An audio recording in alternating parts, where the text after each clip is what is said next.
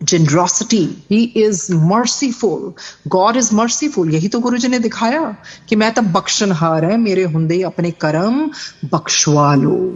तो हम सब में ही कुरीतियां होती हैं, हमें यही है कि गुरुजी हमें बख्शिए, पर ये तो नहीं है ना हम बार बार बख्शने की प्रार्थना भी करें फिर हम उसी पथ पर चले। That's not a good thing to do.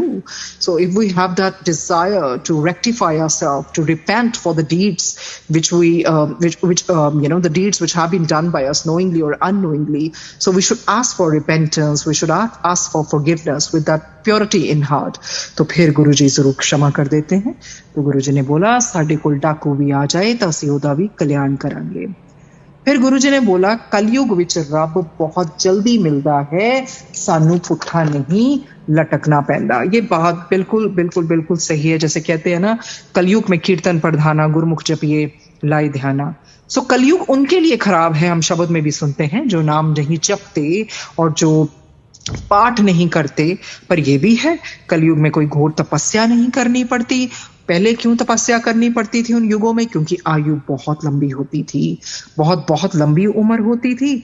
और जैसे शिव पुराण में शिव जी ने भी विष्णु जी को क्या बोला था, विष्णु हम सुगमता से दिखाई नहीं देते, फिर से तप करो। जब विष्णु जी ने बहुत बहुत तप किया फिर भी शिव जी दर्शन नहीं दिया, पर फिर आवाज आई कि नहीं, हम सुगमता से इतनी आसानी से नहीं दिखाई देते, हमारे लिए तप करना पड़ता है, अपने शरीर को जलाना पड़ता है, उस तरह की तैयारी करनी पड़ती है।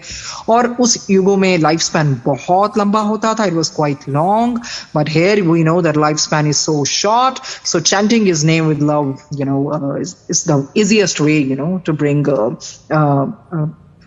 in that way we can bring ourselves closer to God, provided again it has to be done with purity in the heart। So सहस्त्रों वर्ष तक तपस्या की जाती थी। हमें पता है पाम के अंगूठे पर खड़े होकर, एक ही आसन पर बैठकर, उस तरह से शिव पुराण में सब कुछ लिखा है। और फिर कलयुग में ये है कि गोल्डन अपॉर्चुनिटी हमें मिली हुई है भगवान को प्राप्त करने के लिए ही कम समय में, और परमात्मा का नाम ही अगर हम लेते हैं वो ही ध्यान बन जाता है। तो इसी तरह से पराशर ऋषि से भी सभी देवताओं ने जब पूछा था कि सभी युगों में से कौन सा युग सबसे बढ़िया है, तो उन्होंने वेद व्यास के कथन का जिक्र करते हुए समझाया था कि सबसे उत्तम कलयुग है। तो विष्णु पुराण में भी ये घटना के अनुसार वेद व्यास जी ने ऐसे बोला था कि जो ऐसे एग्जाम्पल दिया था कि अगर सतयुग में 10 वर्ष लग जाते हैं उस व्रत और तप को करने से, त्रेता युग में उसका चलो मान लिया कि 1 साल लगता है, और द्वापर में जैसे 1 महीना, पर कलयुग में 1 दिन। तो उस तरह से उन्होंने समझाया था। और सतयुग में क्या होता था, सतयुग में तप को बहुत बड़ा माना जाता था। उसके बाद त्रेता युग में क्या होता था, यज्ञ को, अनुष्ठान को, ये वैदिक यज्ञ को बहुत बड़ा माना जाता था। और उसके बाद द्वापर में सेल्फलेस सर्विस को, पूजा को, अर्चना को, इस तरह से। पर कलयुग में mere chanting of the name but with the purity in heart.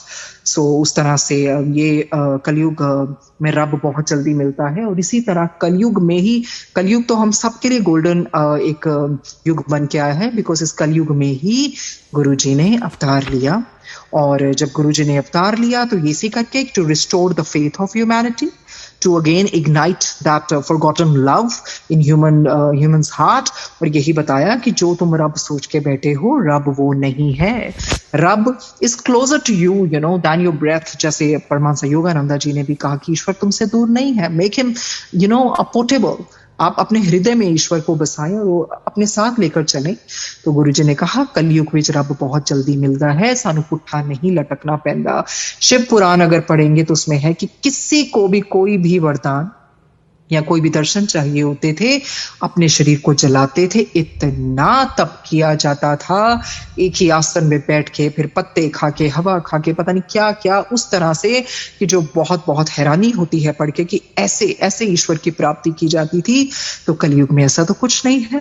तो Guruji has facilitated our path by seva, simran, और उस तरह से सत्संग, इकट्ठे बैठ के सत्संग करना और ईश्वर को प्यार करना।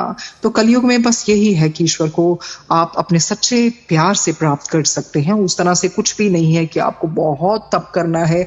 जिस तरह से ऋषि मुनि भी ध्याते हैं गुरु जी को, उसी तरह से तप करते हैं।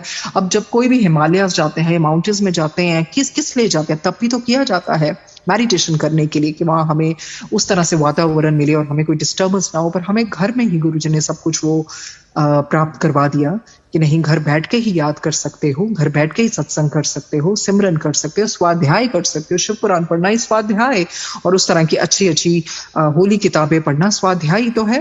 सो कलयुग में रब बहुत जल्दी मिलता है। कलयुग का सबसे अच्छा ये है कि कलयुग में रब बहुत जल्दी मिलता है। बाकी तो हमें पता है कि घोर कलयुग में, अभी तो घोर कलयुग नहीं आया, ये तो शुरुआत है।